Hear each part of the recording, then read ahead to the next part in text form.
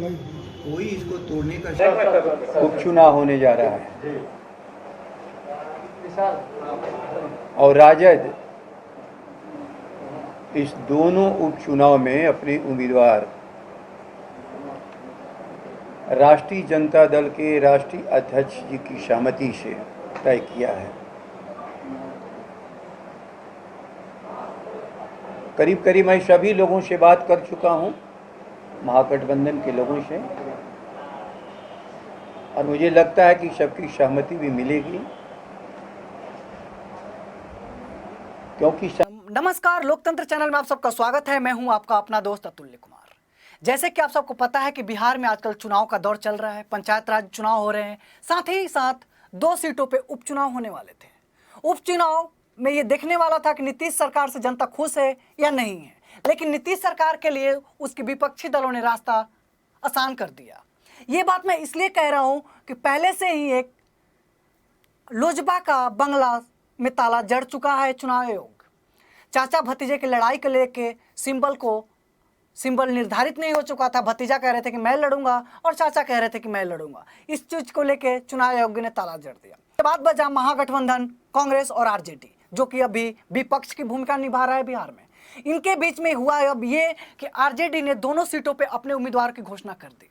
उम्मीदवार की घोषणा करते ही कांग्रेस के नेता ने अब एक बयान जारी कर दिया कि महागठबंधन के उम्मीदवार नहीं है, ये उम्मीदवार बस आरजेडी के हैं, और आरजेडी ने अपने इच्छा अनुसार ये उम्मीदवारों की घोषणा की है। अब ये आने वाले वक्त में पता चलेगा कि महागठबंधन चलता है या नहीं चलता है। बिहार में राजनीतिक घटनाक्रम बदलेंगे या इधर से उधर पार्टी का आवागमन चालू हो जाएगा, ये तो आने वाले वक्त में पता चलेगा। ब्रेकिंग न्यूज ये आ रहा है कि आरजेडी ने दोनों सीटों पे अपने उम्मीदवार उतार दिए हैं और कांग्रेस ये कह रही है कि महागठबंधन का ये उम्मीदवार नहीं है।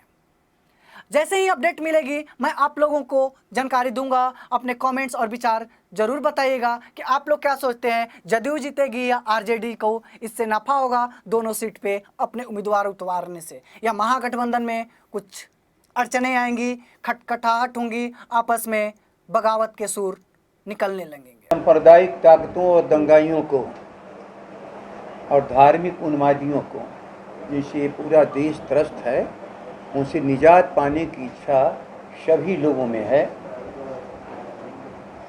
और मैं समझता हूँ उसके हिसाब से जो आज श्री नीतीश कुमार और भाजपा,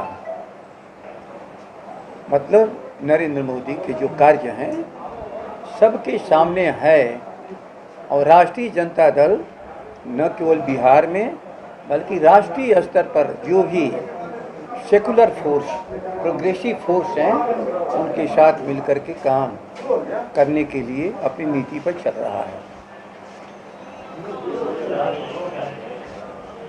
और हम लोग ये भी कोशिश कर रहे हैं कि कोई भी हम लोग की तरफ से अपराधी ना आने पावे। अब जो दूसरे दल अपराधियों को दे रहे हैं टिकट इस उपचुनाव में भी, अब वो जाने की क्यों काम कर रहे हैं। मैं आप लोगों के सामने 2 कुशेश्वर स्थान और तारापुर राष्ट्रीय जनता दल के राष्ट्रीय अध्यक्ष की सहमति से मैं पढ़ भी देता हूं। राष्ट्रीय अध्यक्ष जी के निर्देशानुसार तारापुर और कुशेश्वर स्थान से बिहार विधानसभा से के उपचुनाव के लिए निम्न 2 नामों की राष्ट्रीय जनता दल की ओर से उम्मीदवारों की घोषणा करता हूं। 78 कुशेश्वर स्थान श्री गणेश भारती,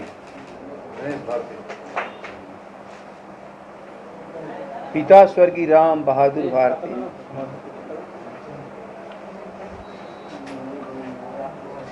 167 167 तारापुर श्री अरुण कुमार उर्फ अरुण कुमार शाह,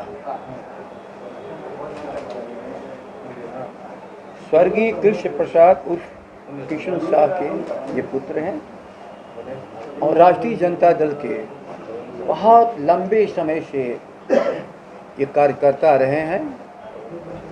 और राष्ट्रीय जनता दल की सेवा में शुरू से लगे हुए हैं।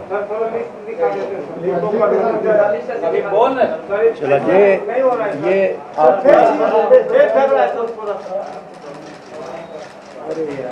भैया आपका लाइव गठबंधन है, ये बिहार को बचाने का गठबंधन है, कोई इसको तोड़ने का साहस नहीं कर सकता। जेडी से महागठबंधन से दोनों प्रत्याशी हैं। सर कांग्रेस दावा कर रही थी कि कुशेश्वर स्थान उसका परंपरागत सीट है, तो वहाँ भी कांग्रेस उम्मीदवार देने के पक्ष में है, तो क्या लगता है कि अब उसके बारे में जो आपसे उसकी चर्चा हुई है उसका जवाब मैं नहीं दे सकता हूँ।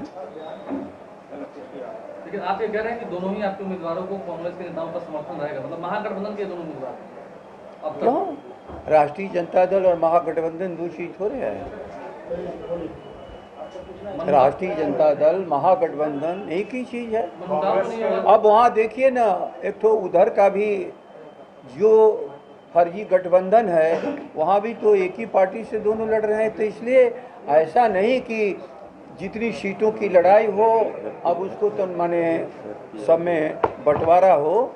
चुनाव जीतने के लिए सभी लोग राष्ट्रीय पैमाने पर, कांग्रेस अपने आप में एक सशक्त पार्टी है, हर तरह से उसके नेतृत्व को हम लोग समर्थन करते रहते हैं और राष्ट्रीय नेतृत्व कांग्रेस पार्टी